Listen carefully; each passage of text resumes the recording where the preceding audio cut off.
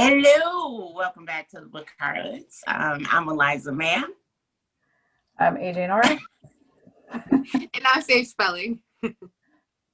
We forgot who was talking. So yeah, this week is Blood Fury. I was going to say Blood Truth, and with our friend Peyton and Novo. And I want to read the summary. Really quick. Vampire aristocrat Peyton is well aware of his duty to his bloodline. Mate with an appropriate female of his class and carry on his family's tradition. And he thought he found his perfect match until she fell in love with someone else. Yet when his split-second decision in a battle with the enemy endangers the life of another trainee, Peyton has to face the idea that his future and his heart actually lie with another. Novo is a female in the Black Dagger Brotherhood's training program. Feels like she has to prove herself to everybody, and she has no interest in being distracted by falling in love. But when Peyton proves to be so much more than a rich playboy, she is forced to confront the tragedy that has broken her soul and closed her off to love. As the two grapple with Novo's past and Peyton's present, another couple must contend with an erotic connection that is unparalleled and potentially scandalous. Saxton, who has had his heart broken, discovers in himself a deep-seated attraction to Run, a new member of the household. But will the other male explore the connection, or will he close his mind and his heart to what could be true love and cost Saxton everything? That's Blood Fury. It was so good. All right, so I'm going to jump right into it.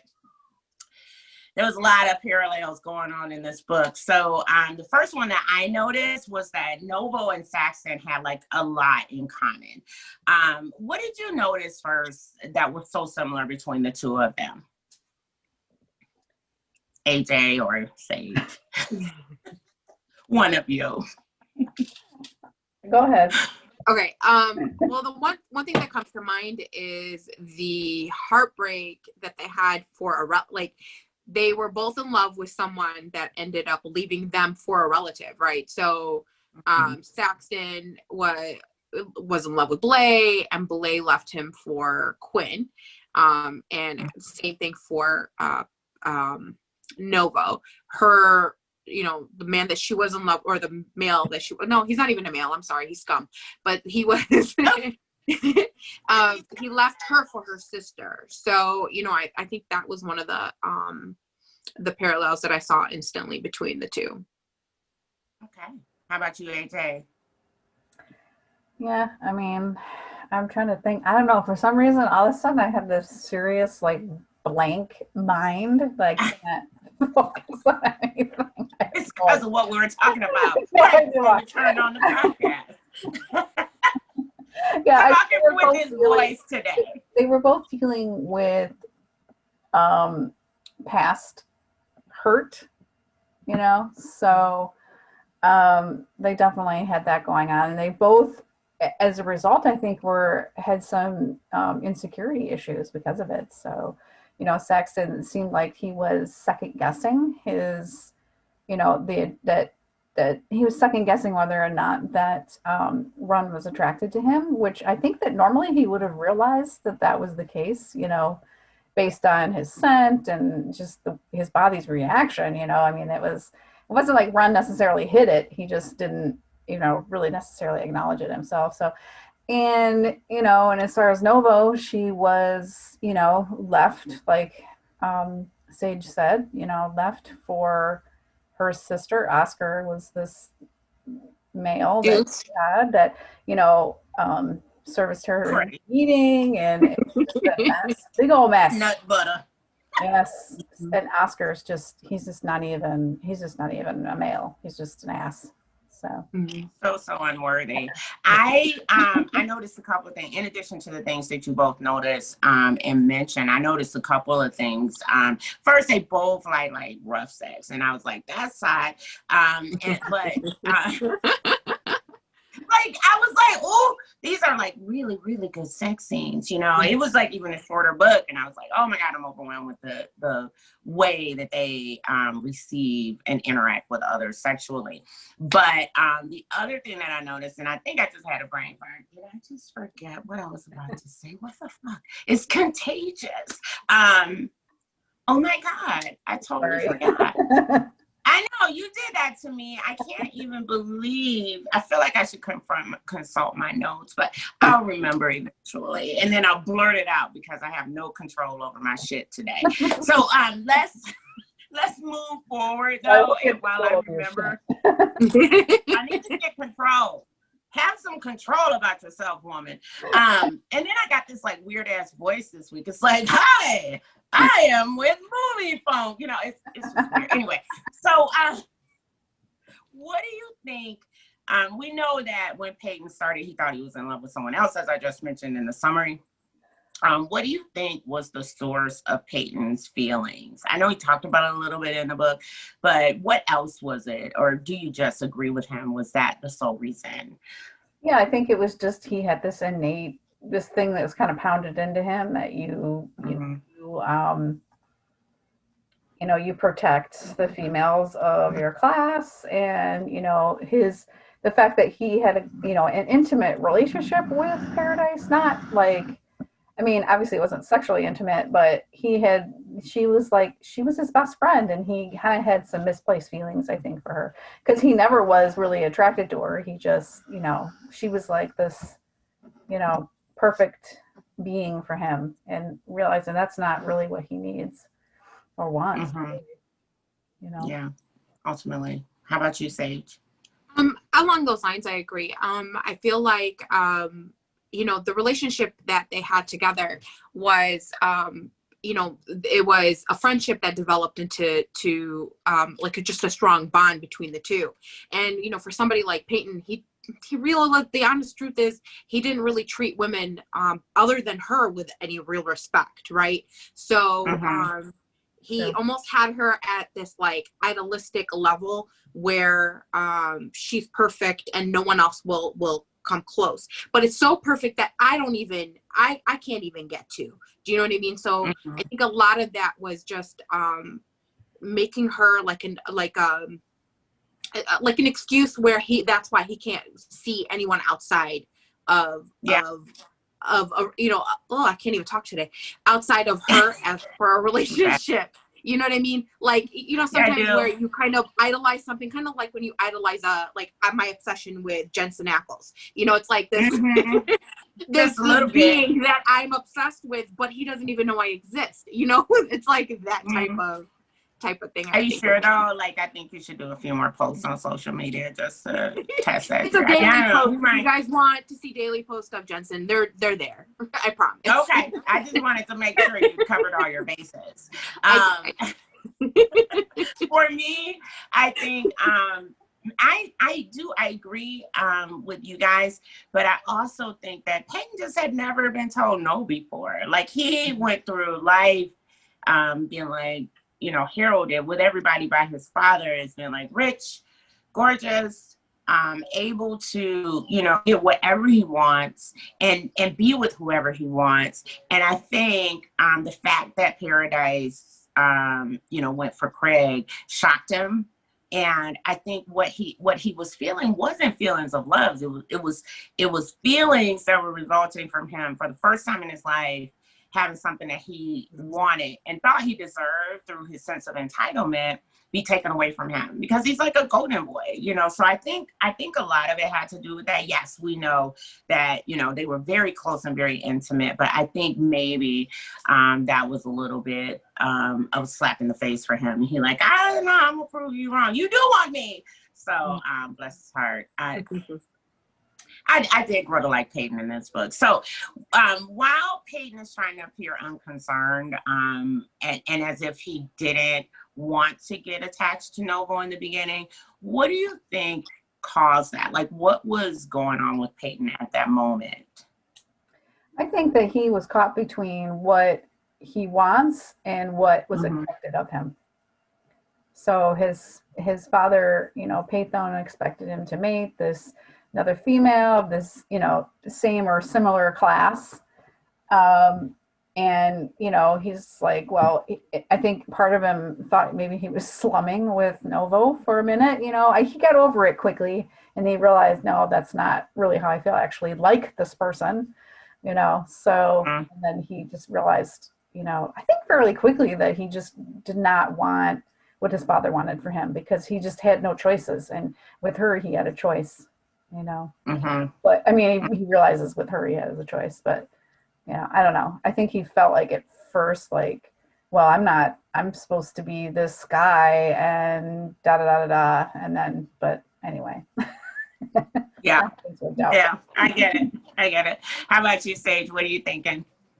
I think that for him, you know, he saw her, like, with Novo, it was sexual attraction, that he kept confused more than sexual attraction with just sexual attraction, right? So he thought, you know, she's hot, I can beg her, because she's not the kind of girl that I'm supposed to be with. So it's a little bit like what AJ was saying, right? Where, you know, she's not the type of person that I'm supposed to be with, but she's hot, so she's a, you know, she'll be good to bang, and, you know, I'm attracted to her, but that's it. I can't, she's not my type. I'm supposed to be with a paradise type, right? And that's kind of like what he sees himself with. And with Novo, he couldn't see past the sexual attraction to think that, to realize it was more until later, when, you know, I don't want to jump ahead, but when other things happened.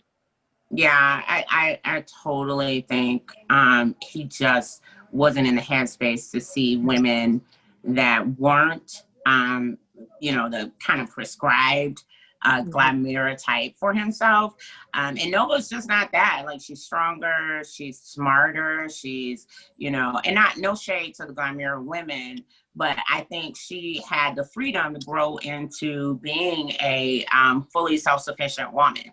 And I don't know if Novo, with his ego at the moment, would have, I'm sorry, Peyton, with his ego at the moment, would have been able to take her anyway, until he kind of evolved a bit more, you know. So I think, you know, that part of him was probably like, hell no, I ain't doing that. Like, I have to deal with this chick at a higher level. I just can't, you know. I don't know if, like, this is what you're talking about, and maybe I'm skipping out the questions, but I feel like, you know, he was surprised, like when they hooked up at the beginning of the book in the PT suite, you know, I feel like he was surprised that he was hurt by her seemingly not into it, you know, when they hooked up. So I don't know. That's kind of his whole thing. He's almost like he was surprised. Oh shit! Yeah. I guess I am on the tour. Yeah, that was a part too from the, you know, sex scene. I got questions about that too. So you're absolutely right. But before we go there, so before we go, it does support because he, you know, you see that whole transformation of him from a caterpillar to a butterfly through this book. So it's kind of neat. But so what about Novo? She kind of had like a hell no thing going for Peyton as well. What caused her to feel that way? She's afraid of getting hurt again, especially since he was of a different class from her. Like, there's no way he's gonna want to be with me.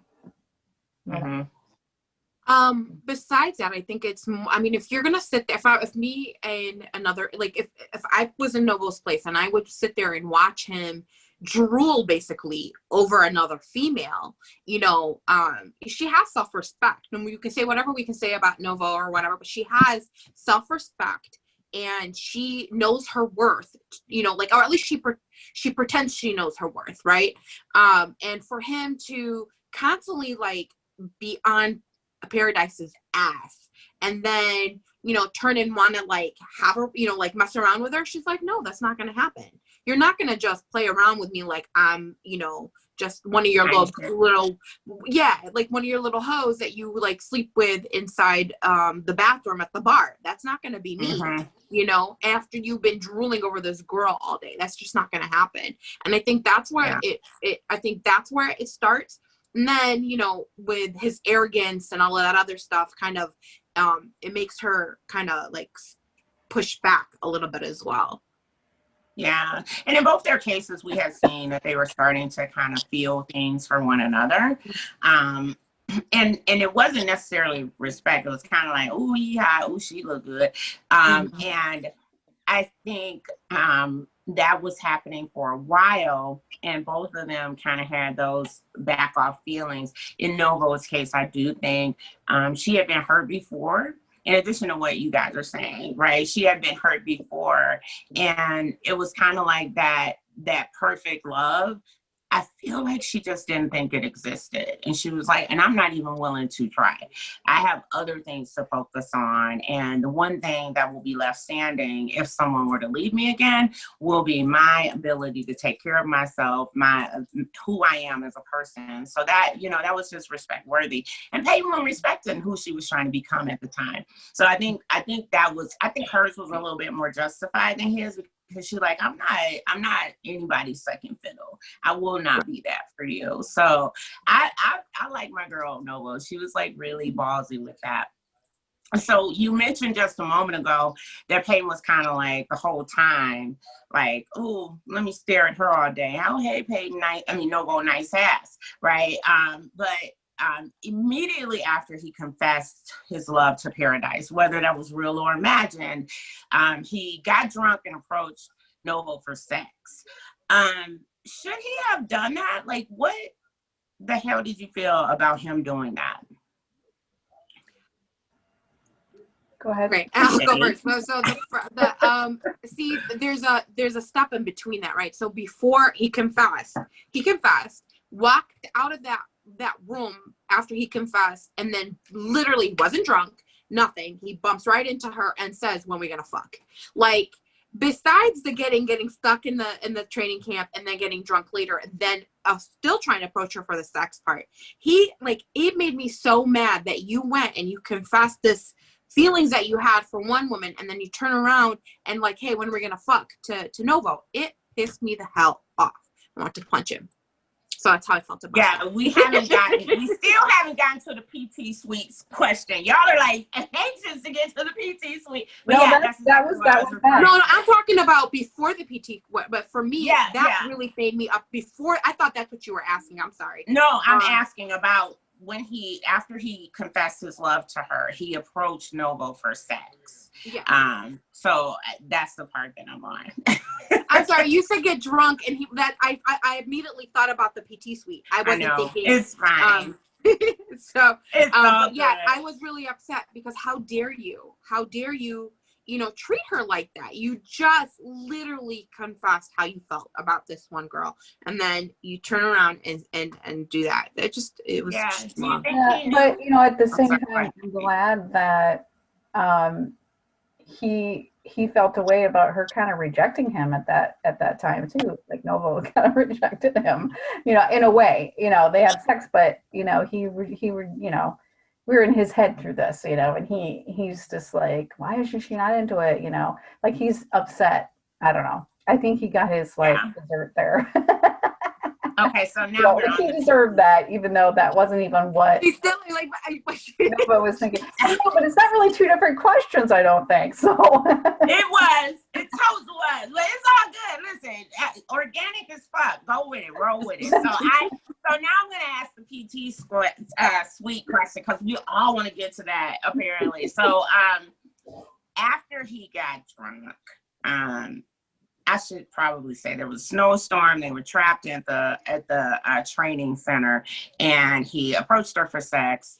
She rejected him. She played basketball. That did nothing to help him resolve his heat towards her. And then they finally bang in the PT suite after a call with the fabulous Sophie.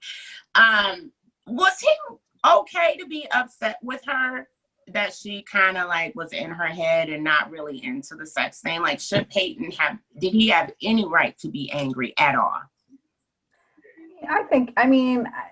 Because I think that, what the sequence of events, I think that we're lumping in him confessing his love to Paradise, but there was an in-between. They went to go play basketball. Peyton saw her leave, and then he followed her, so there was a little bit of a lag between him professing his love, but still, like, he, it's like, I don't know. I just felt like, I don't know. I just, What? yeah, he So was. the question is, when she laid there on the table, I and think- No, didn't do nothing. let me answer this. So Okay. I I love actually you give guys. Peyton I like her. She's confusing me. But what I'm saying, I was really, really actually happy that Peyton stopped, and I felt like, because she was pretending, like, even though we weren't in her head, so we didn't know what she was thinking until we jumped into her head. But from his perspective, her just laying there made it feel like to him that he was just using her, even though they were supposed to be using each other Right. at this point. I think that he felt like he wasn't going to just like take from her in that way. Like, it felt wrong to him, which that's when I started to see a little bit, give him a little bit more respect than I had in the beginning. Because that showed a little bit of his character where he's like, I'm not going to just take from you. And it doesn't look like you're sitting there counting, okay, so I need to like fold my laundry, take off the trash, like, I guess that's what it looked like to him. And so him stopping really, I respected a lot. Yeah, it was nice. I think in that moment I was like, we were hearing, he thought he was throwing down. He thought he was laying pipe, and he was like in it to win it. And he was like, getting in there. And then to see her with her eyes, like, I think he said, like, sealed shut. Like, she wasn't even in the same room with him, as far as he could see. So I did really respect that he was like, I'm not doing this. I'm not that guy, even if you're drunk in that drunk phase. I really did. It deepened my relationship with Peyton, because for a while I was kind of like, oh, he's just entitled. Oh, he's just trying to get in.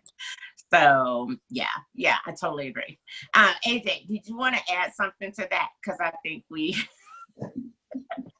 went around the world with the basketball.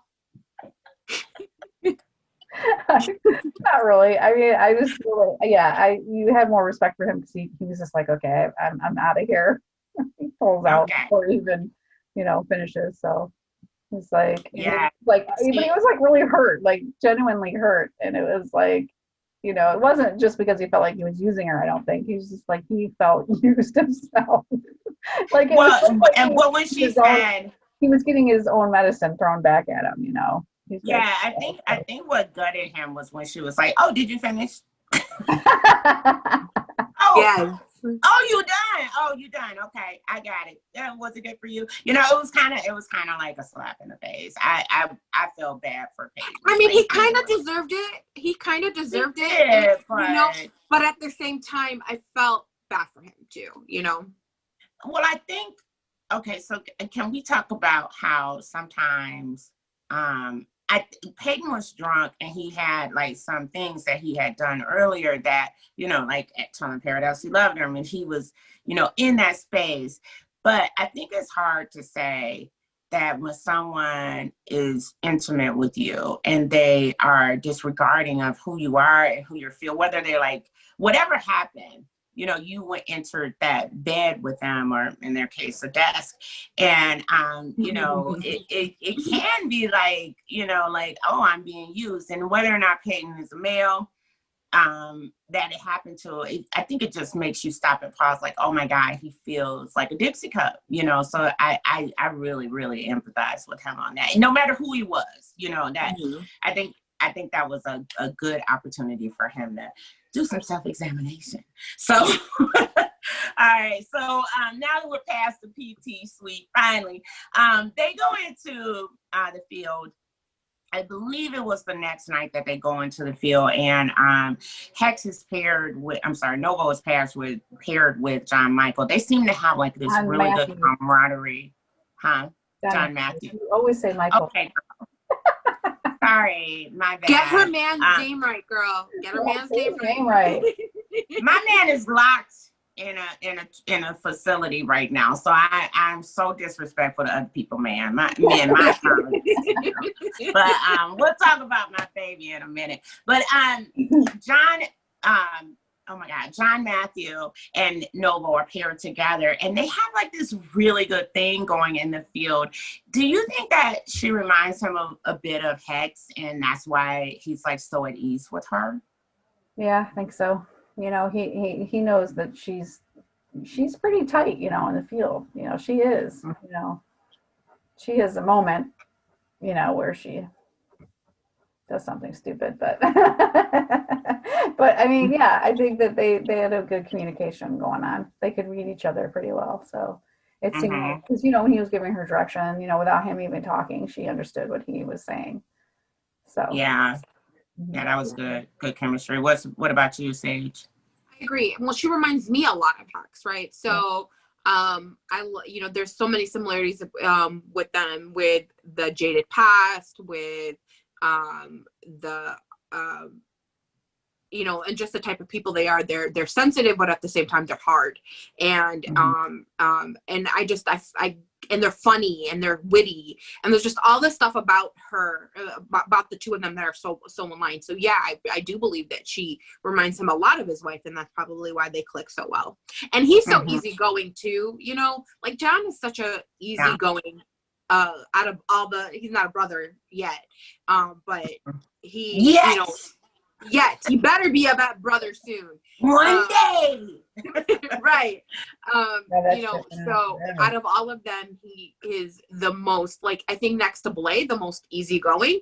So I think that just that combination with them together, I think works really well. Yeah, I can see that. I can see her like clinging to him because he is so steady and like a safe harbor. You know what I mean? Like he doesn't deviate. He's unchanging to his friends and the brothers. So I do think that puts her. I know the question was about John, but I feel like she was able to relax with him a bit too, because he accepts her open and I don't know if that's because he's so young and they're like close in age, but it's really good to see. And I love the way that he works with women and doesn't like, you know, patronize, and he's very like patient with her. So I think that's the cause of it. So it was just good. I hope we see more of them in the field in the future. So the stupid thing that Novo did was she pulled a Tor and was like super stabbing a lesser instead everywhere but in the chest. So she ended up Peyton ended up you know, causing a bit of the, in my perspective, causing a bit of the problems that were to come, because the lesser wasn't dead. No one, Peyton and Paradise were arguing, and he had an opportunity to stab our fair Novo in the chest, nearly killing her. So was he to blame? I feel like he was, but I'm gonna let you guys have at it.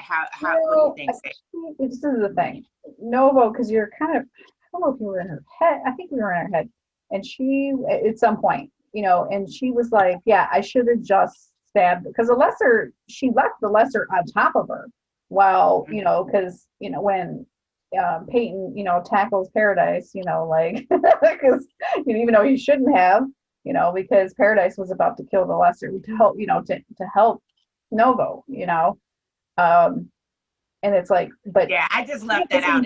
Left the lesser on top of it. And he was, you know, what are you doing? You know, they can reanimate. You know, they don't die unless you stab them in the heart. So it's like, what are you fucking thinking? Like, I feel it was both of their faults. Yeah, he caused a distraction. Definitely. I mean, for sure, yes, that he has responsibility for. But at the same time, why didn't you fucking stab him? You know, when you were you know, it's like, she had plenty of time to have done it, and she didn't. And so the lesser collapsed on her, played possum, and then when he saw that everybody was distracted, he made his move. You know, they're like snakes. They do that shit, you know, and she knew better. But yeah, he definitely caused a distraction. It wouldn't have happened if he hadn't done what he did, but at the same time, she should have. Yeah. What about you? About it too. So okay, so in the battlefield, we've learned that they have protocols and things that they have to do. So everyone has their, you know, their positions and stuff. So when Peyton took it upon himself to jump and protect Paradise, like she's a pedestrian and not an actual warrior or a fighter, then that's where he made the mistake. Yes, 100%, because he broke rank. He allowed that lesser to fall on top of her. They were fighting. So yeah, she could have, but like, how is she supposed to stab him anyways when he's literally laying on top of her? Right? So she finally gets him off. There's this whole commotion stuff going around. And they were also told not to stab them, right? Because isn't Butch supposed to be like sending them back to the take it like? No, I don't think that's the case for this though. Because if Butch is not there, they don't do that. You know. But he was in the field, wasn't he? In the field, I'm pretty sure he was in the field. So I don't think so. But I mean, so maybe she should have at that point went ahead and stabbed. But there was so much commotion going on that if Peyton would have not broken rank and gone with the way they were trained to work together on the field, then this wouldn't have happened. So yes, I do believe it was his fault. So I'm gonna go the way of the king, and say that it wasn't their fault. They're very inexperienced. So yeah, she had an opportunity to stab him. She was on top of him. She was stabbing him everywhere but the chest. Peyton broke rank, ran over trying to save Paradise, and knocked her off balance, and she ended up with the lesser on top of her. Even still, neither of them, the three of them, Paradise, Peyton, nor Novo, checked that lesser that was on top of her, because they don't die unless they like poof in the smoke. So yeah, we could blame all three of them, but honestly, they just very, very young. And that the decision to pull them back and say, okay, we're going to send you guys out in pairs. We're going to have much more classroom instruction. I think that was the right way to go, because they just too inexperienced to be out there making snap decisions on their own. Because when it exploded, yes, John had her 6.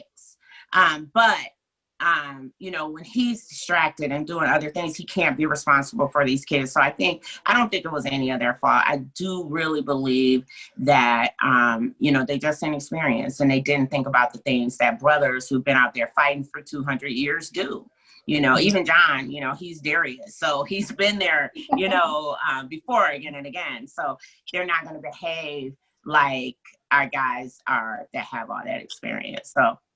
So I'm not assigning blame. They need more training. Definitely. That wouldn't have happened if they had had more training. I think Peyton, it was just inexperience. And if he had had more experience, he probably, even though he probably wanted to do that for Paradise, he maybe have thought better of it. You know what I mean? Like, if you have more training, you're going to think better of things than doing it. So yeah, definitely a training issue for sure. Mm-hmm. And that was the reaction of the Brotherhood. So, Yeah, they fixed it though. They pulled it back in, and it is what it is. So, so then after that, before we go into the hospital room with Novo, Peyton had to have a assessment by Mary. Did she have his number? Was her assessment of him correct? I think it disarmed him, but do you think it was correct? Yeah, I think that, he's always trying to quit something. And before he was even told, hey, we're cutting you, he was like, okay, just cut me. I'm fine. Go ahead. I figured, I knew it's going to happen anyway. Just do it. And then she's like, no. Do you want to stay in the training program? Well, yes. Okay, then, kind of, calling him out. Yeah, I think he was right. And he's a quitter, at that point. That's all he wanted to do, was just be a big fat baby. Well, I mean, even his dad kind of like, we don't want to say that his dad, we don't like his dad, and but his dad told him that he was a quitter, he didn't tell him, but he implied, living up to the legacy that he, yeah. And then he said that. I think that's sorry. I was gonna say that injury. No worries. No worries. We just passionate about Peyton. So go right ahead. What were you saying? Well, no, and Nova's injury definitely woke him up. He definitely realized, hey, this is no fun and fucking games anymore. This is real life, and I gotta get my shit together. What the fuck's wrong with me? So yeah. I totally see that. I think he just, you know, he's very much shown us that before the shit gets tough, he'll take off, you know. So I think I agree with both of you. That's probably his big old problem. And Mary was right to call him out on it because he needed to hear that. And I think it shocked him too, you know. So Novo is in there getting surgery. And I had this for later, but can we just talk about how Peyton kind of just like was so there for her in the hallway. And I think that that made him realize some things about her. But why did it take the injury? Why couldn't he see it before? Well, you have to like, sometimes in order for you to see how important something is to you, you almost have to lose it. Right. Mm-hmm. And I think her injury, the thought of, you know, his misstep, because we could say whatever we want, but in his mind, it was his misstep. If he, you know, all of this could have happened, like she could have lost her because of all these things. And I think that loss with the thought of the idea of almost losing her by his hands made him realize what his feelings were for her. And it took that, because you almost have to lose, sometimes you almost have to lose something in order to see how important it is to you. Yeah, it's true. Don't How know about what you, you got. No, don't know what you got till it's gone. Exactly. Yeah, I totally agree. I think he knew though. I kind of feel like he knew, he just wasn't ready to confront it because it was too hard. You know what I mean? He's like, oh, I have to deal with all this other shit. And he doesn't have like a record of dealing with the shit that's really bothering him. He kind of just bolts the other way. So I think she was one of those things for him. But you know, we know Peyton's issue, but Novo seemed to be a whole lot of insecure. Why do you think that she was that way? Well, I think we already know Oscar is a douchebag, leaves her for her sister when she's pregnant, and he knew about it, even though like she didn't. He's just, her parents treat her like, you know, a stepchild. Like, you know, her sister's this queen that can do no wrong, little princess. She's a little fucking bitch, but like, you know, like what is wrong with her? Tell us how you really feel. God. She's just a cunt. I just Give us can't. something else. I mean, you know, and you know, of course, you know, you're gonna feel like you're not deserving of somebody's love. You know, you're just gonna be, you know. And then she wanted to protect herself too, as well. But you know, but still, it's like I can understand it. Her family, you know, treats her like shit. Her sister is a fucking backstabber. I don't know. It's almost like she's acting like a Glamera, you know. Her sister. Yeah. You know, the old school Glamera. I don't mean like that, you know, like, because obviously, you know, Paradise and Avalon are, you know, good guys, and Peyton too. But she's almost acting like Peyton. Yeah. So, I don't care about you. How about you, But I don't care. But I want Oscar. So fuck you. You were done with them. You were done with them, weren't you? You know, it's like, listen, bitch. It's no excuse that you can come up with that can justify that behavior. I just can't even stand it. Yeah, more about Sophie in a moment. How about you, Sage? So I'm lost. What was the question again? Why was Novo so insecure?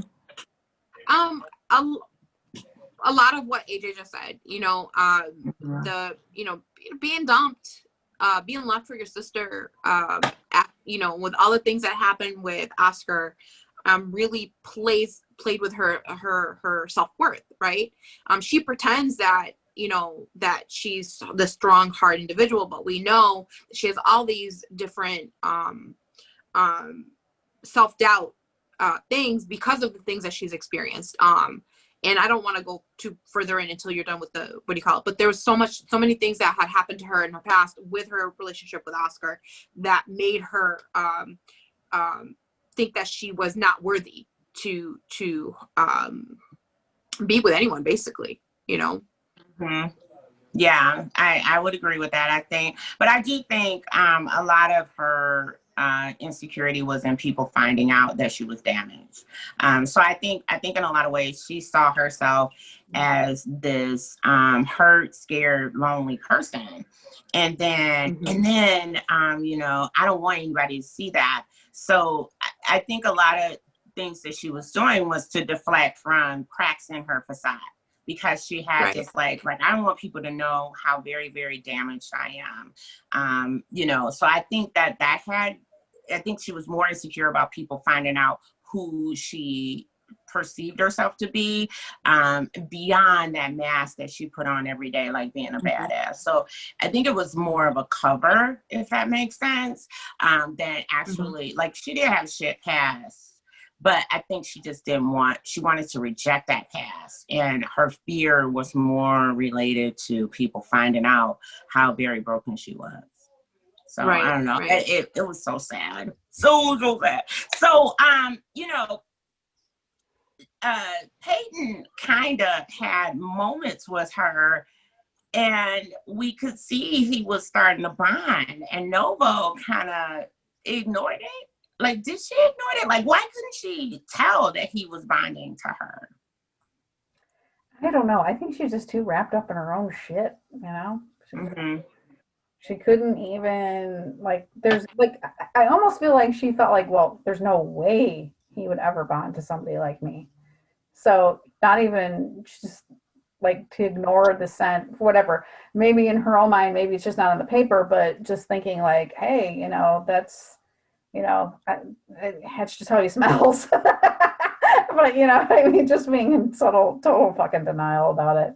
I don't know. It's like, I don't know. But that's how rich males smell. Yeah. Right. Smell of money. Your car noir. Smell of air. That's fucking shampoo. What do you think? So yeah, I think, you know, to mirror what you said earlier about how her self-reflection, I think that's why she couldn't see it, because she didn't think she was worthy enough for love. So that when he was starting to bond, she didn't recognize it, because how in the world would he even possibly, you know, I'm not worthy enough, you know, I'm not precious paradise, you know what I mean? And that's kind of like her, you know, Right. Yeah. I kind of wonder, though. I mean, I agree with you guys, but I kind of wonder, was it possible that she just didn't know what bonding scent smelled like? Because she is very young, and Oscar never bonded to her. So how would she know? Well, this is the thing. She's old enough to have been through a needing. So she's got to be at least 30 or 31, 32, because it's the 5 years and then 10 years after that, you know. So I don't think I'd buy that. I just don't. I think that. I mean, where would she have smelled it? Her parents, or you know, you don't know anything about her parents. I mean, but isn't the bonding scent unique? But just because you have parents don't mean you bonded. You're talking about fucking, and I'm talking about, you're talking about like the act of sex and needing and biological function, when bonding doesn't have to happen for two people to be together. Well, no, I know. So, what I'm saying is, they know that they bond. Like, this is like a instinctual thing, you know. So I don't think this is something that she wasn't aware of. I just don't. Yeah, and to say this point, I kind of feel like it's unique to the vampire too. Yeah. So it doesn't all smell the same. Yeah. But she should smell something. So right. Well, I don't know. I'm just not buying that, you know, she had ever been through anything like that, because nobody had been in love with her. So, you know, maybe, and she had these feelings about herself. So, you know, I just don't know that she would immediately recognize somebody bonding with her when she didn't think she necessarily had value. And I don't think because we've seen males not even recognize when they bond, right? Like, you know what I'm saying? You know, speaking of one of my favorites, Z, he didn't even realize when he was bonding, you know, like, he didn't even realize he was giving off a bonding scent, you know what I mean? Like, so, like, men can't even recognize, if the male, exactly, so if the male can't even recognize, so you can't blame a female for not recognizing it as well. Yeah. You know, when they're in their head, they're just in their head. you know. Mhm. All right, fine. Yeah. Fine. You know, we ain't gonna blame this girl for, you know. So earlier we were talking about how oh my God, how Peyton blurted out that he was in love with Paradise. Well, Paradise told Craig, and he knocked Peyton the fuck out. Should he have knocked his ass out? Should he have taken the ride and like just went for it like that and knocked that man No, onto the honestly, concrete? you think it was about that? I thought it was about him tackling her in the field, and he was like, "That's my female. You don't tackle my fucking female." I thought that was more what it was about than it was. I don't think she said that. I think that it was just about the field situation. Yeah, I it think wasn't said that was why. Craig knew that he had traversed on his female because he said it to him. He was like, "I'm sorry, I should have never aggressed on your female when you were, you know, when I knew she was spoken for." So I do believe that's what it was about. But should he have taken it? Because I kind of feel like Peyton had been through the ringer already. Craig, you could just walk on by like Paradise asked you to. I think it was good that I think it was good for the relationship for him to take it. You know, like Paradise was like, "Please don't. You guys are so immature." You know, but you know he did it. He gave him just the one, knocked his ass out, then helped him up, and they went arm in arm into the bus. You know, I think it was necessary for sure. Yeah, I think so. I think it was a good thing that he took it. He took his honor as a male. Both of them took their honor as males, right? So, you know, he offered him the ride knowing that he was in the wrong. He took the ride knowing that he needed just one good clocking, you know, and it was all good. I thought it was great. I loved it. I loved it. While they were walking in, she's like, "You guys sit with each other at the bus." I'm like, "Yeah, it's okay. Let them be boys." I like it. Oh my God.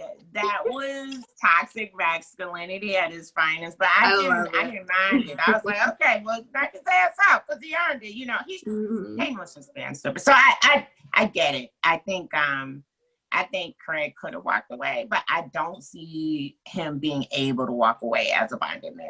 I think he had to like knock shit out of him, so he wouldn't be like growling at him every time he saw him, you know? Yeah, I think so did that. So yeah, I think, and you know, he offered it to him, so you know, he knew he had it coming. He had it coming.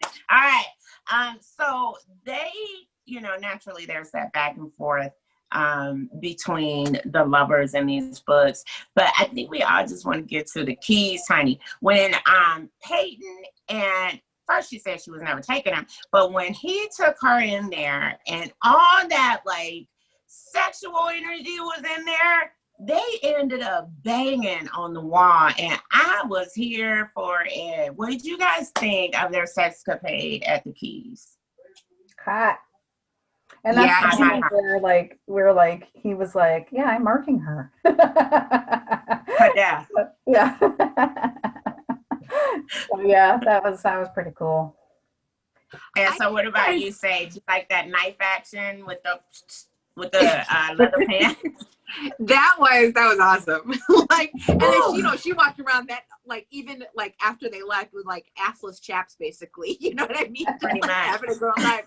But I think it was the best sex, I think, in this whole series so far, because we haven't really like, we hear about the club, they go to the club, but there's no like participation in the club. And then it was I liked it. It was good. I liked it too. I liked it a bit.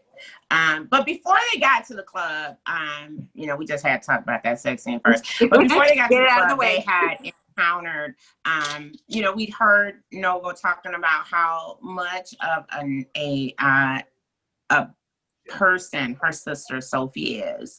And right before that, Peyton had kind of rescued her. You know, he checked out on his sister, who like basically made it known she would leave Oscar's sorry ass for Peyton if he just, you know, gave her like a hint that he would take her.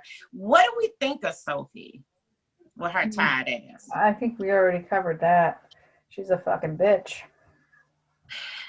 She's not even a person. You know what I mean? She's like, she was like cartoonish to me, you know. She's just completely, she just so completely, I mean, her sense of reality is just, she has no sense of reality whatsoever.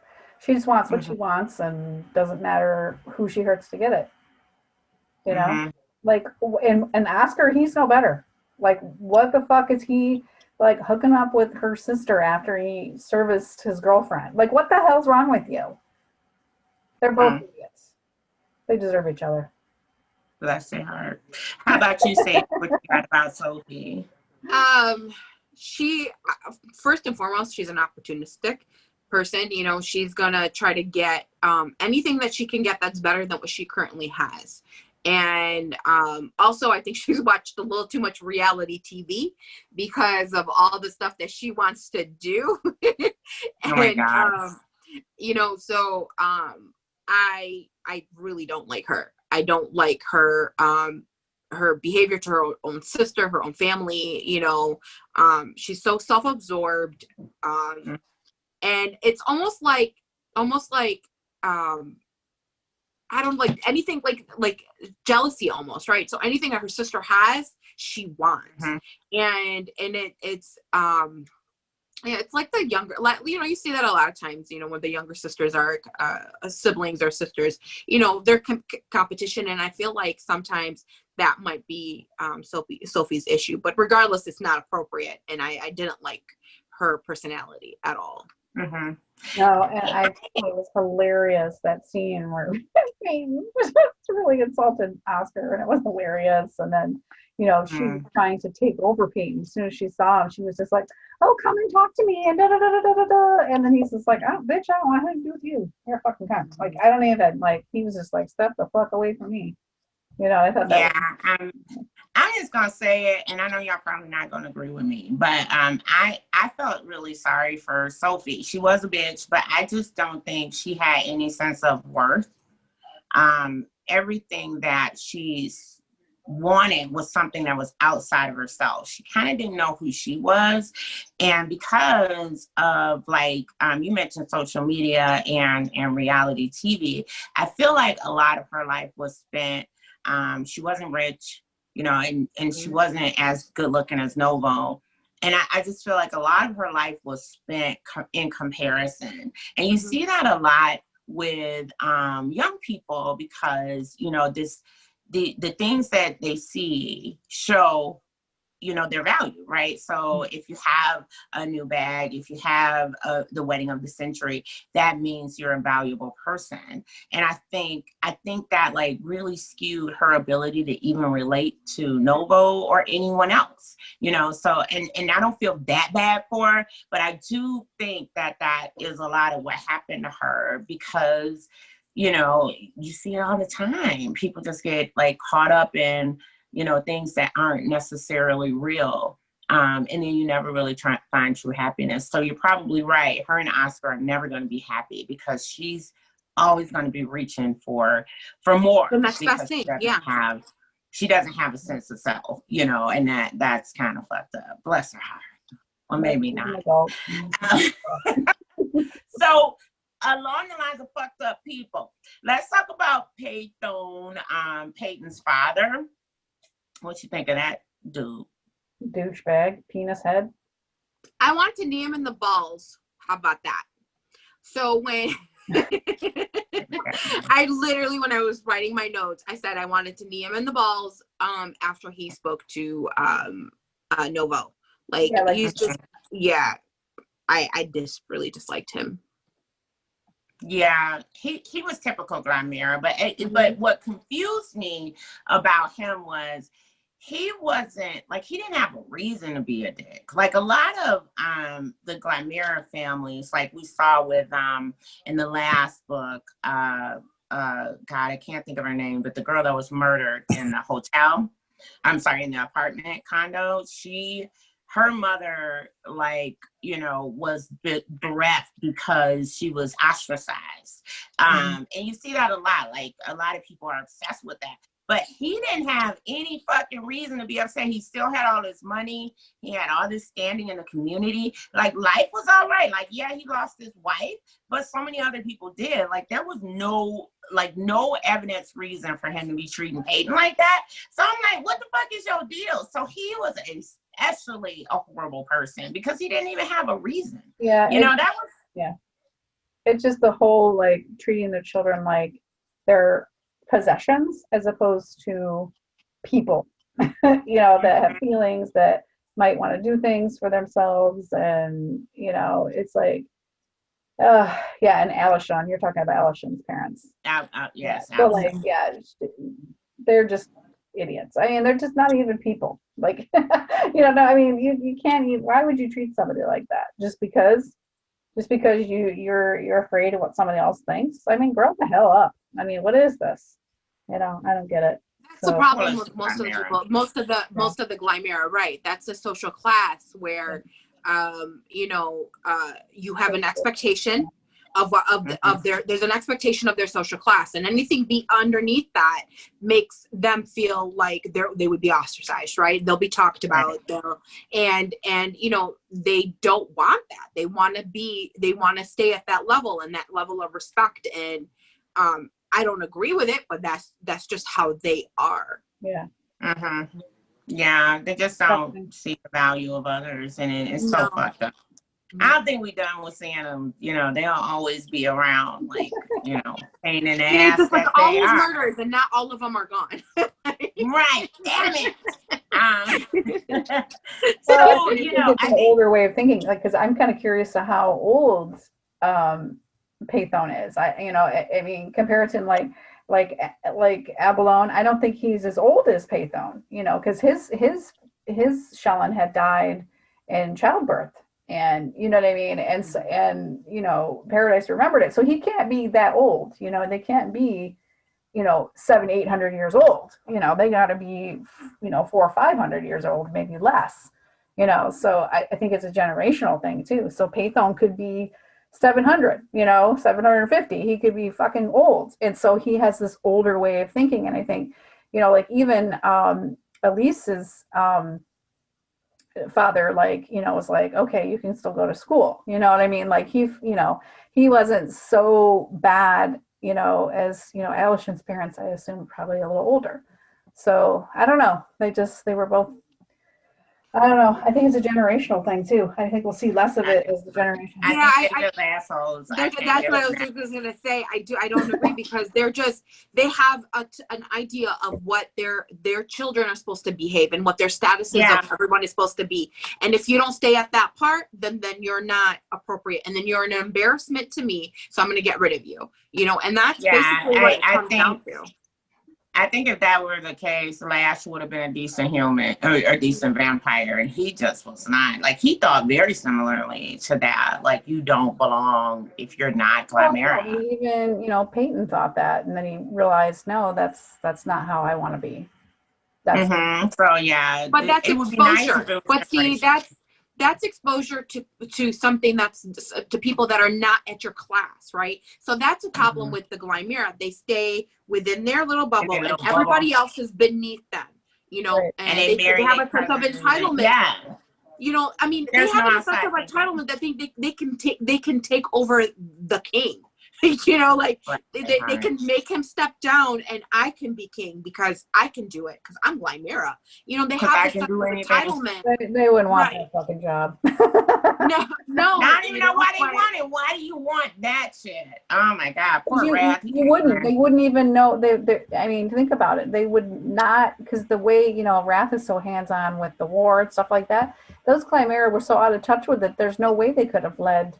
Everybody would have been slaughtered. Everybody would have died under their regime. You know, their reign. There's no way. So yeah, that's what happens when you have bad leaders. So yeah, bless their heart. So all right, so Novo had an experience that kind of shaped who she was. throughout the book. She lost her young, and she kind of grappled with those feelings. And then finally, towards the end of the book, you saw her get some resolution with her experience with losing her young. So how do you feel about all the things that she experienced? And what were you thinking when you kind of saw the depths of her sadness? I think a lot of it, it was like self-blame, like it's my fault if I hadn't done this or if I had done that, maybe my baby would have survived, which is not the reality of it. I'm holding my lip. Right. I mean, it's like I've had miscarriage, so I know it's like you're, even though it's not your fault, like I remember just like apologizing to my parents. Like, why am I apologizing to my parents? You know what I mean? So I understand that whole thing. It was very early, it wasn't that big a deal, but it was like, but at the time when you're so hormonal, you think well, what did I do wrong?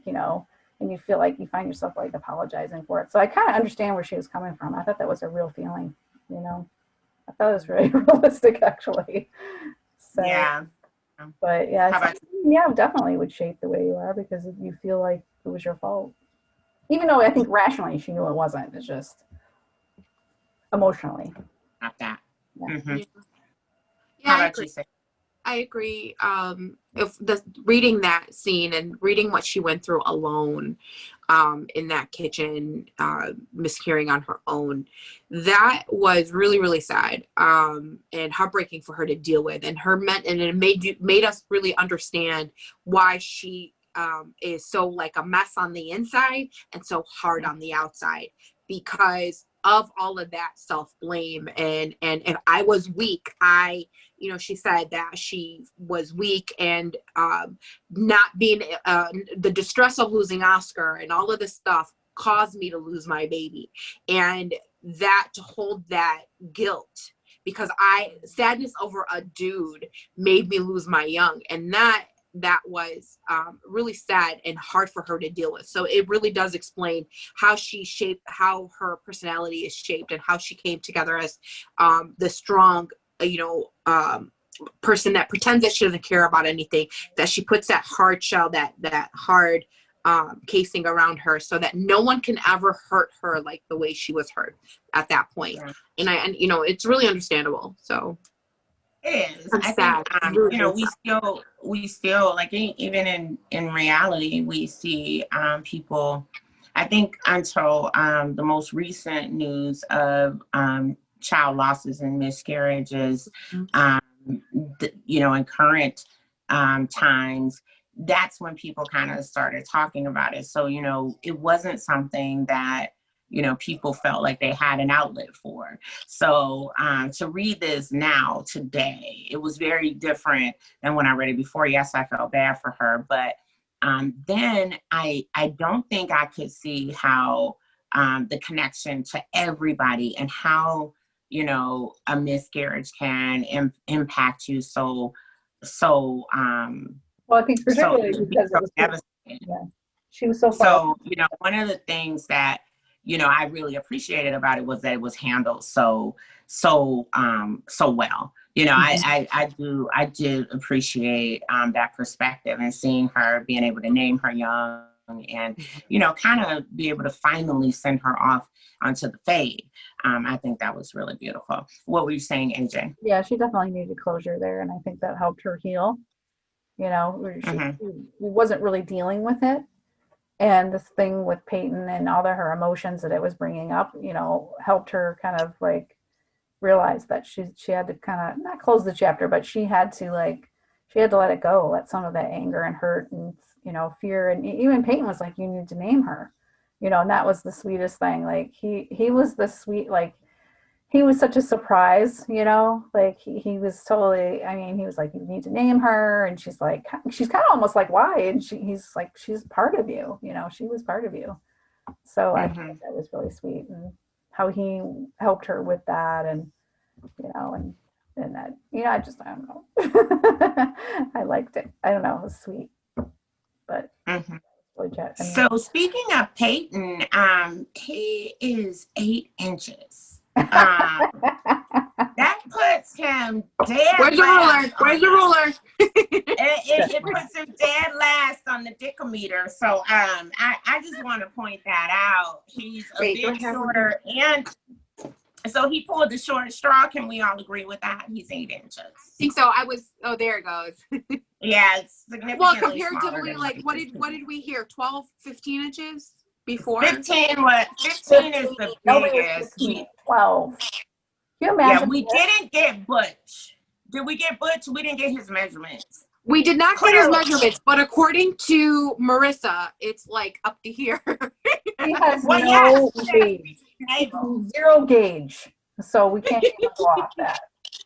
I think Butch got the biggest dick. You're not gonna change my dickometer. So yeah, I don't know.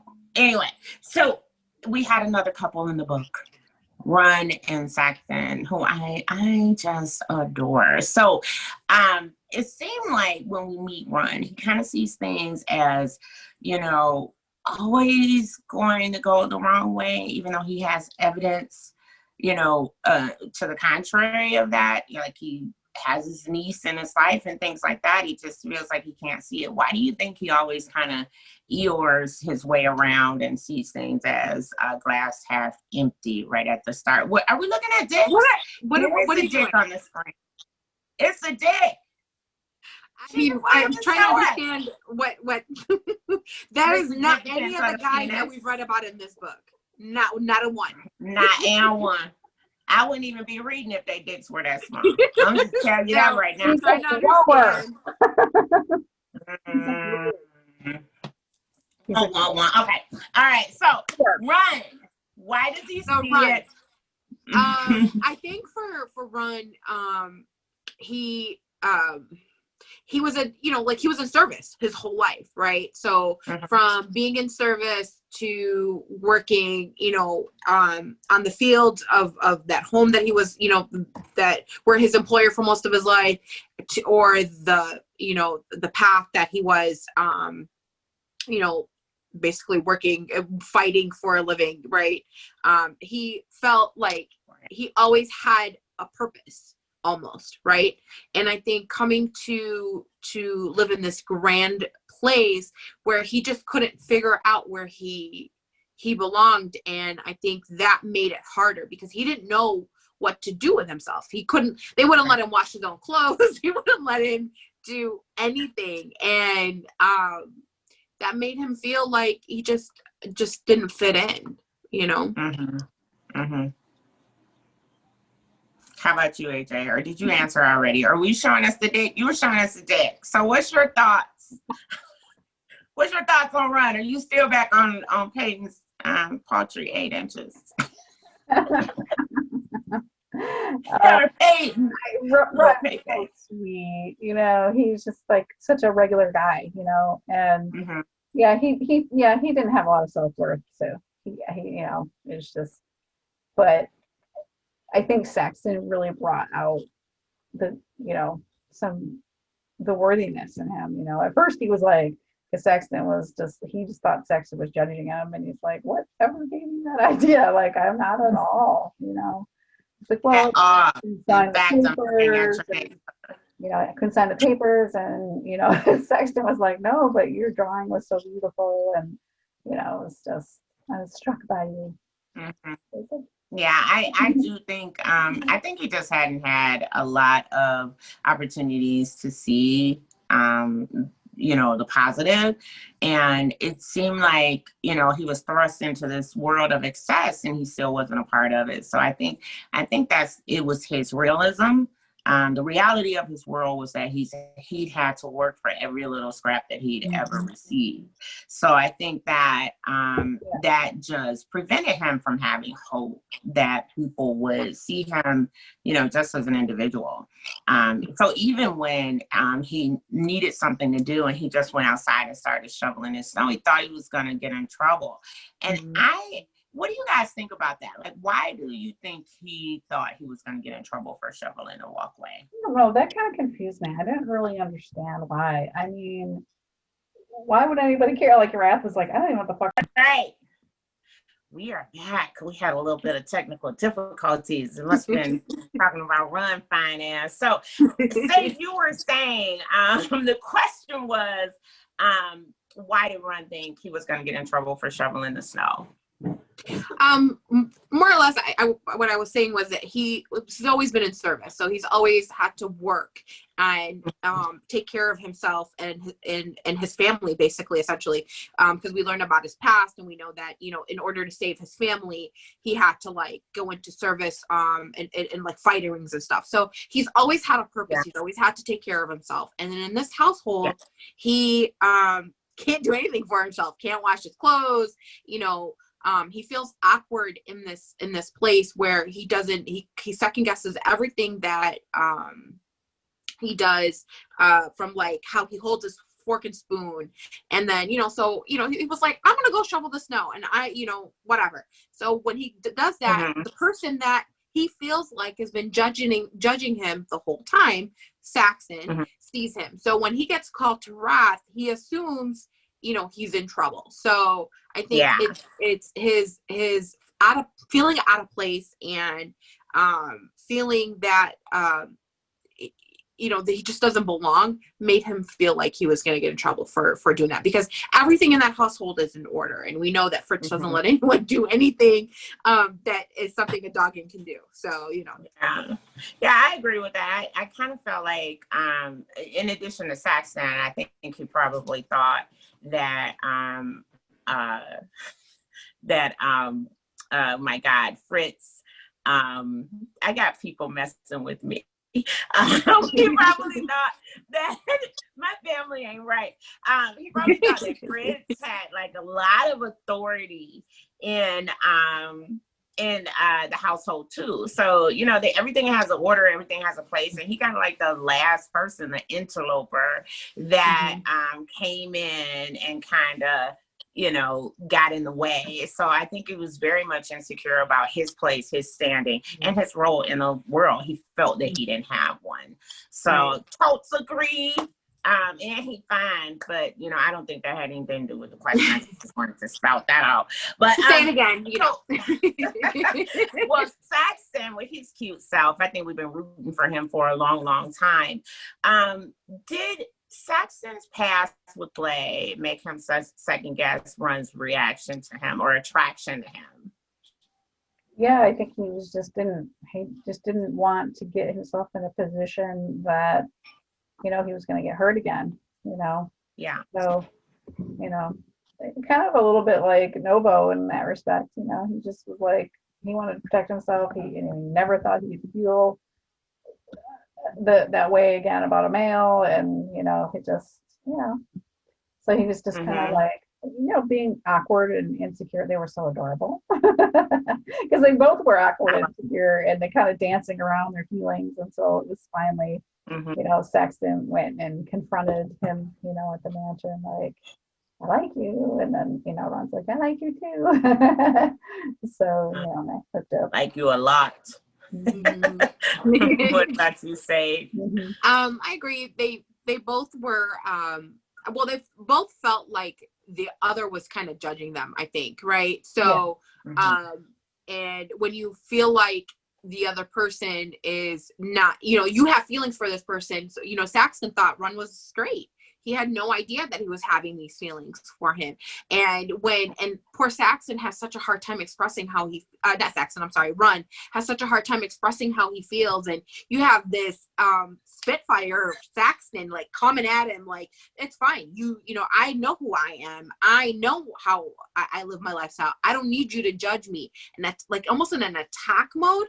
You know, it like they just were having a hard time seeing each other and seeing clearly because of their own, you know, ideas of each other and how they were feeling, because Run was kind of confused. He wasn't understanding, you know, how he could have these feelings for a male, you know. Agreed.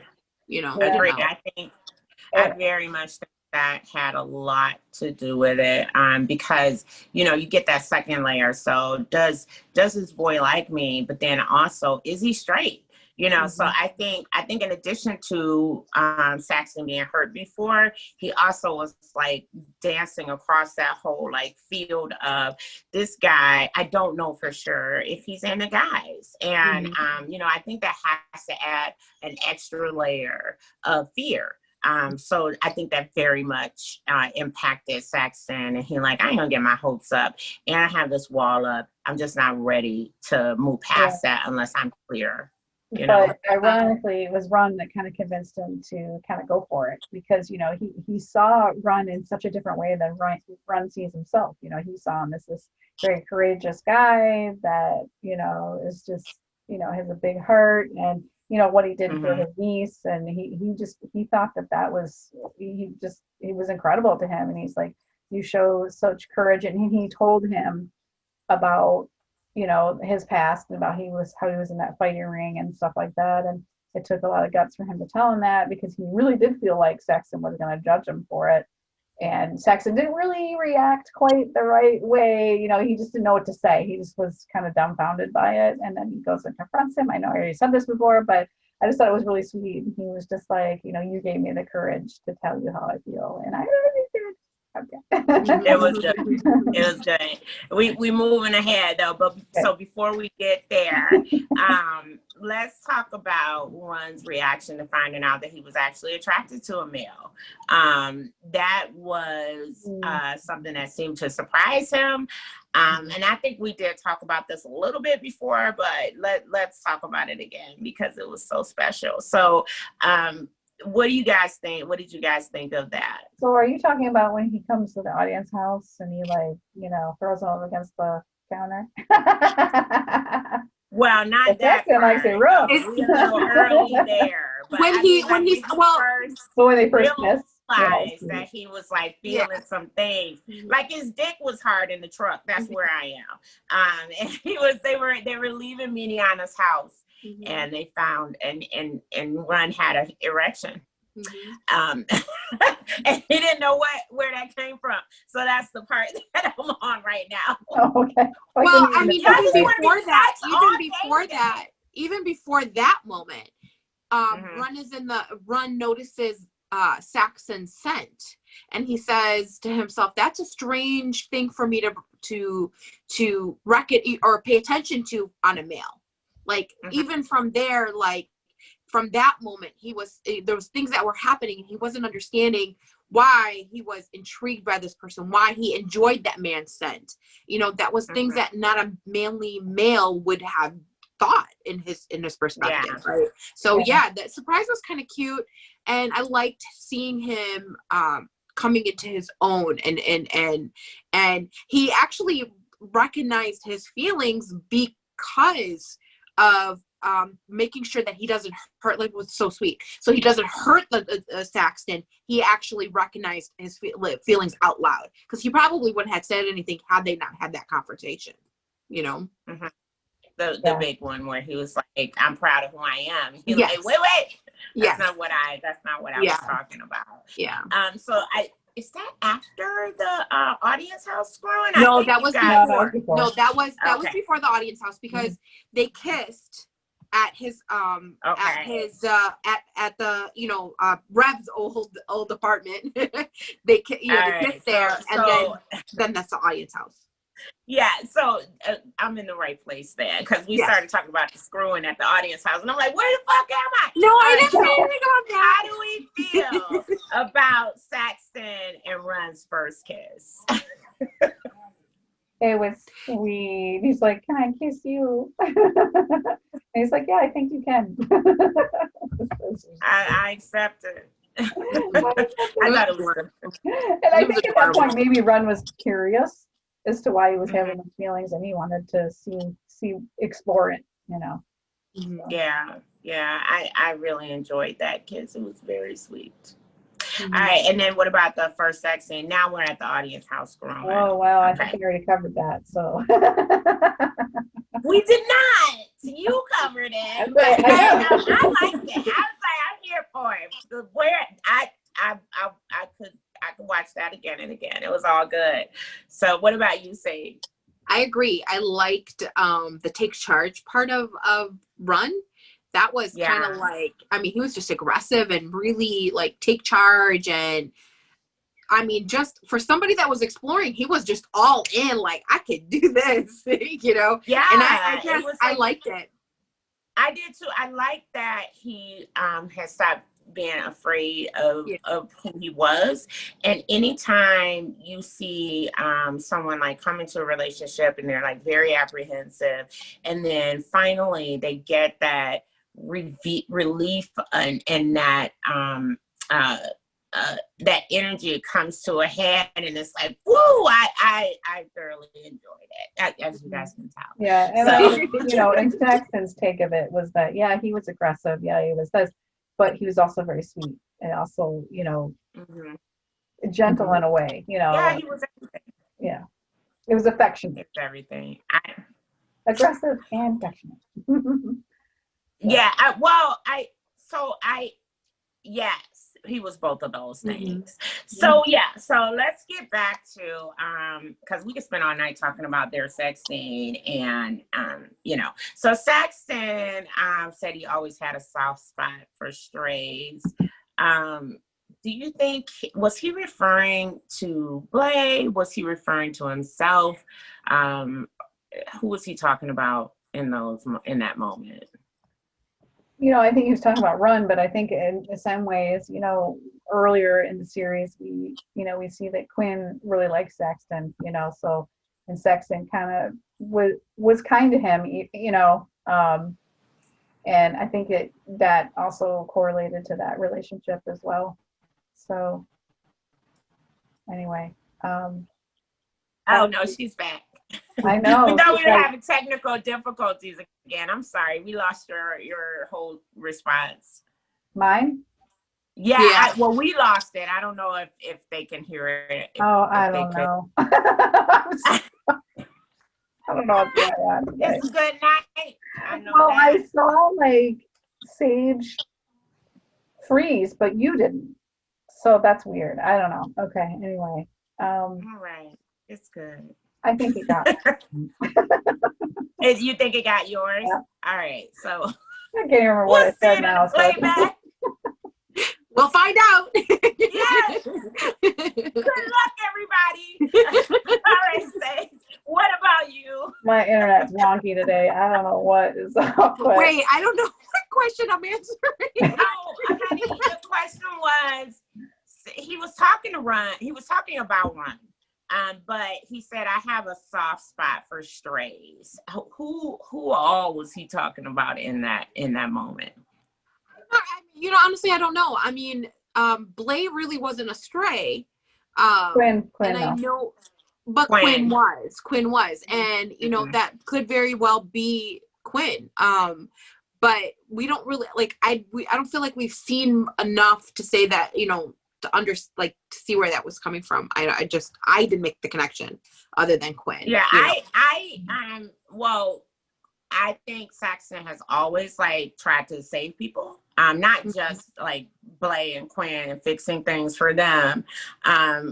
Like he was fixing stuff with Miniana for Blay.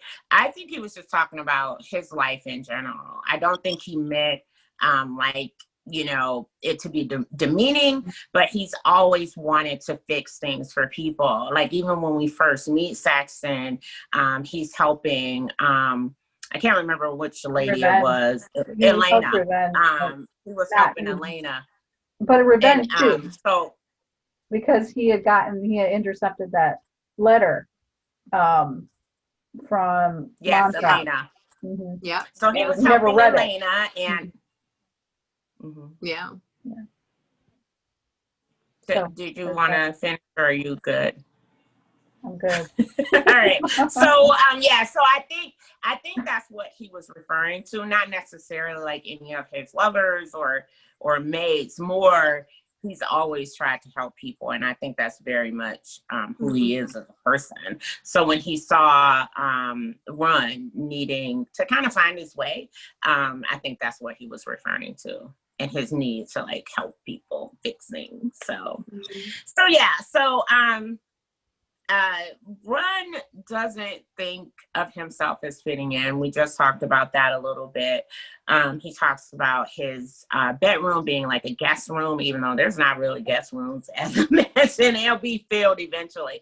So why do you think he doesn't, even though everybody's trying to show him that he does fit in, why do you think he believes that he doesn't? I think he has a lot of guilt from the fights. Like he killed people, I mean, he was made to, but I think he just doesn't feel worthy. He's just like, I'm this low commoner, and he just didn't feel like he deserved it.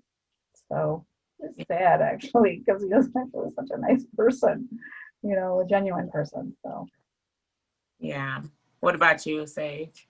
I think it just goes back to what I was saying earlier. I think I might have answered that question earlier. It's been a night of jumping ahead. I feel like, yeah, sorry. And now I'm jumping backwards. I feel like he is, it was just that he felt out of place. He didn't feel like this wasn't him. Just like he said, when he was at the what's her name's house, Miniana's house. Mm-hmm. This was more like his type of home. He felt more comfortable there. He felt more like himself there. The mansion is a mansion, and just it's fancy and schmancy, and that's just not him. And I think that's why he just kind of felt like that room was a guest room, because it wasn't where he felt was home. He didn't feel home there, Okay. Yeah, I agree. I think he didn't feel at home, but to him, he always feels more valuable when he's doing something, when he's contributing. And Mm-hmm. it wasn't like his stilo to kind of be like, I'm just going to sit around here. I'm going to, receive, and not give anything back. I think that's very much a part of his DNA. And I don't know that he necessarily didn't feel like he was a part of the family. I think Biddy made sure that he felt that way. Like he did a lot.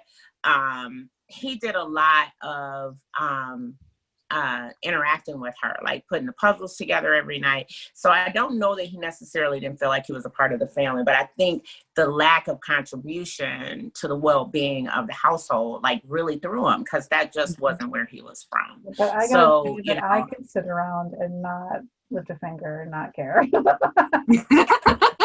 Well, I'm glad that you could feel comfortable with it, because we have a bedroom.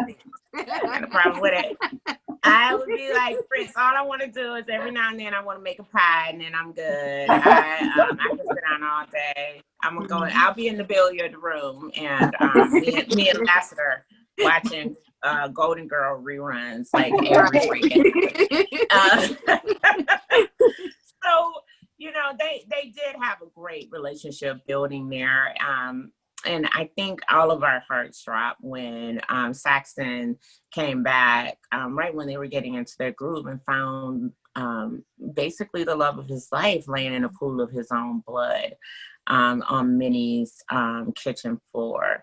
Can we talk about that scene for a minute? Like, it was so many feelings there. And I kind of likened it to what Nova went through on her kitchen floor. Like, kitchens are a bad place in this book. So how do you feel about Saxon, finding him there? It's a big ass ugh. Yeah. Just, and then him, clinging to his cashmere coat was just like, oh my God. Oh my God. That last thoughts were of him, or were of him.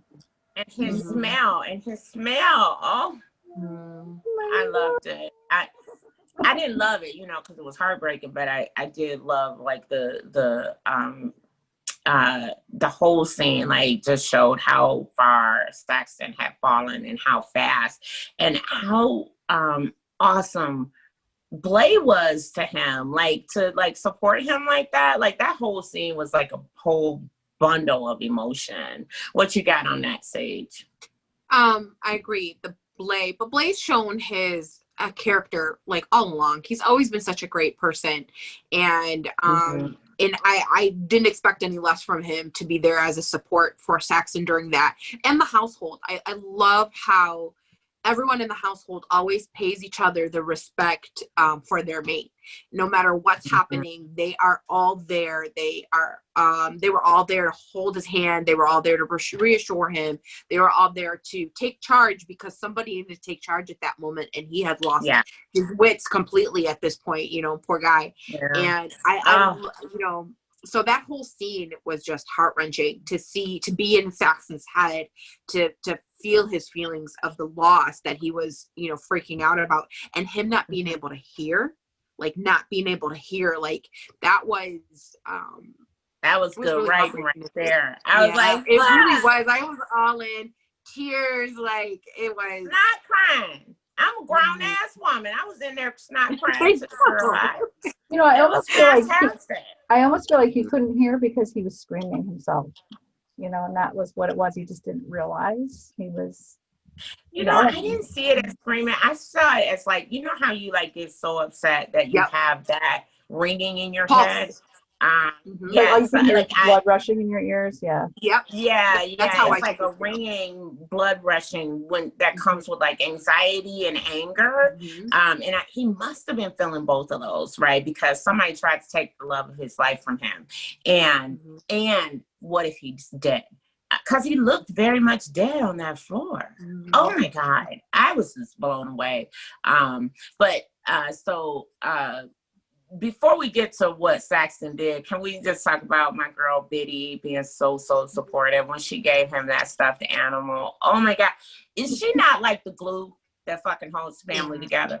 I feel like Biddy is like this powerhouse. What do y'all think of Biddy in that moment? I think he so needed her. You know, I think that she's been through so much, that she's so wise beyond her years. I mean, and even like Rage and Mary, you know, they almost like bow down to her in deference, you know, because you know, whatever you need, you know, and because I don't know, it was just I know she was leading them on the way, and you know, let's go get something to eat, and okay, let's go, you know, and she's just very like, she deals with trauma and stress very well, you know, better than probably Rage does. Clearly. She's very resilient. She's a very resilient person. And her compassion, you know, for somebody that's gone through as much as she's gone through, right? Most of the time there's so much PSD, you know, that they have to deal with afterwards. And she's just like such a powerhouse. Who just said use that word? She really is like strong. I can't wait to see her as an adult. Like, I really hope we get that, because she is, as a child, she's childlike, but not, you know? Right. And to see that grow and even mature more under the love and guidance that she's under right now, it's going to be a spectacular thing. I think so too. I think I already answered this question, but I just, you know, to see her like be there for him, and she didn't even like Rab big ass came up there and was like, "Why didn't you tell me?" She like didn't let Saxon go. You know, like don't come at him like that. You know, I was like, she didn't say that, but I felt it. I was like, okay, girl, like protect your uncle, your gunkle. I was fucking here for that. I loved it. We love Biddy. So one of the things that like surprised us about both Saxon and Nova was their ability to be so very strong. So once they found out who had attempted to kill Run, Saxon was like, "This mine," and they vowed, and he went and he did. How do we feel about this strong act of avenging his mate? I think he needed to do it because he needed to be strong for him, and that it's kind of a sign of strength and in the vampire society, you know. And it didn't make him feel better, but he could at least rest knowing that he did right by Run, regardless if he lived or died. So, you know. Yeah. So. How about you, Sage? I agree.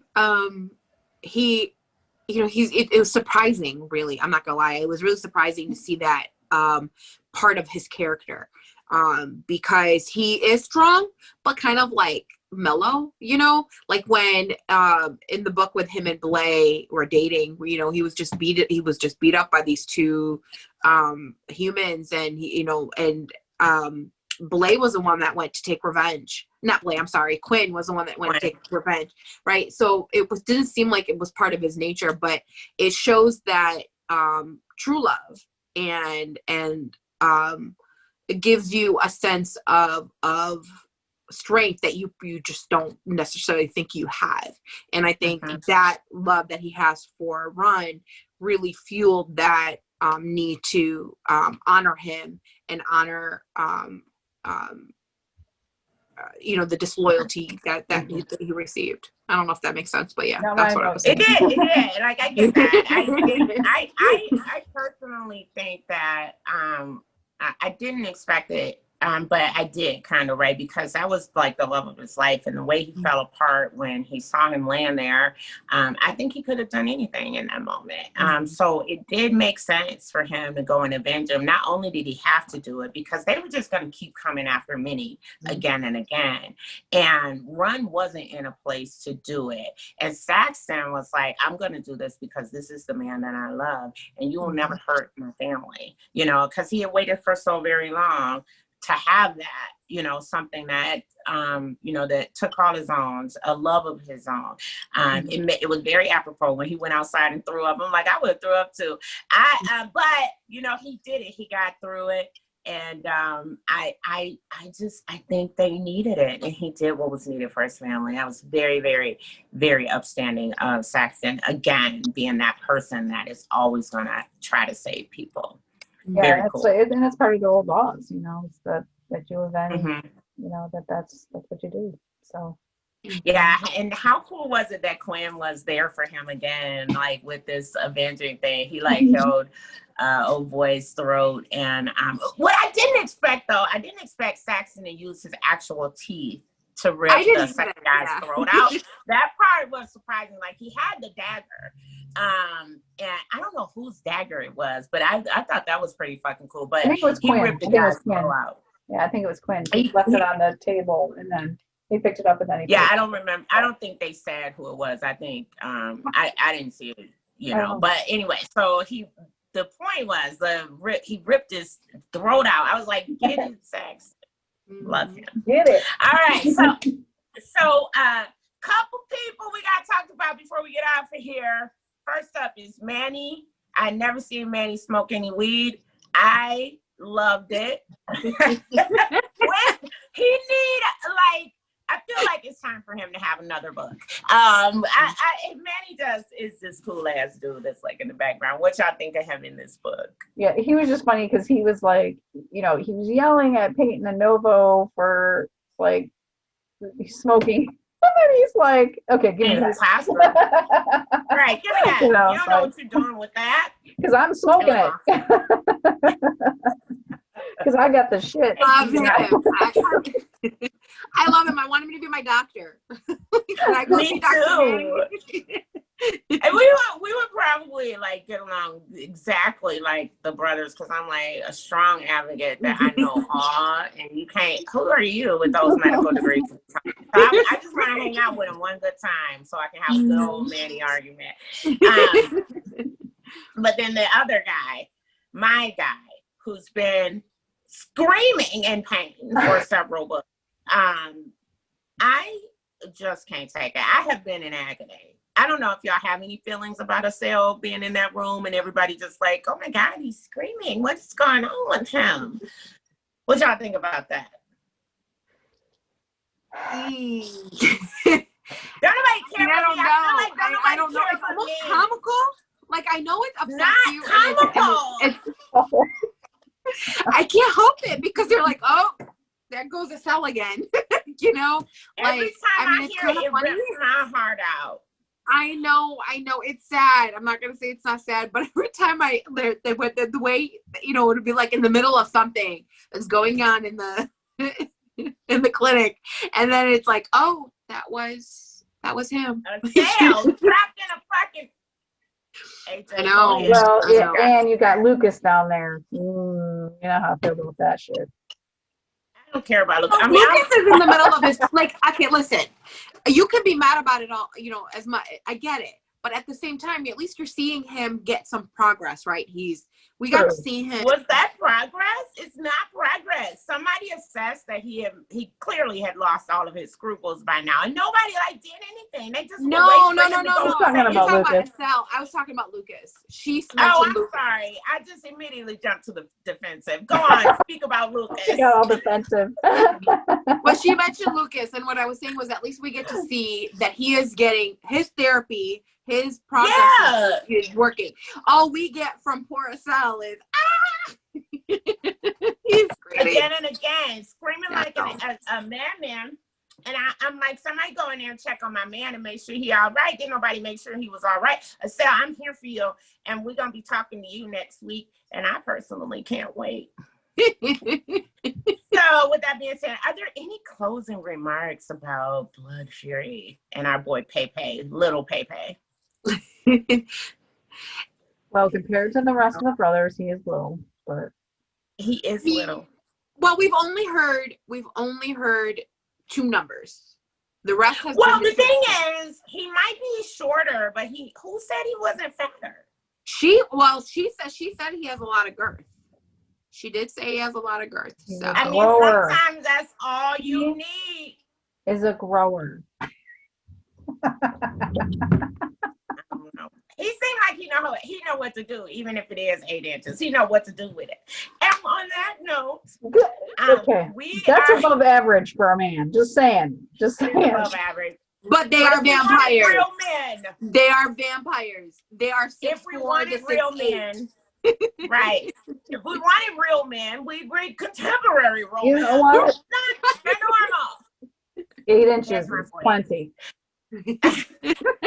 So thank you Anything guys more for than 8 joining us inches is on just a that. waste. I don't know who you've been with. I'm so sorry. But so with that being said, thank you guys for joining. Next time we're talking about my man Estelle. It'll be more to come, more fun, more times. Please like, comment, and share. And if you have suggestions, as always, please leave them in the comments. Thank you. Thanks, you guys. Y'all have a wonderful evening. Bye.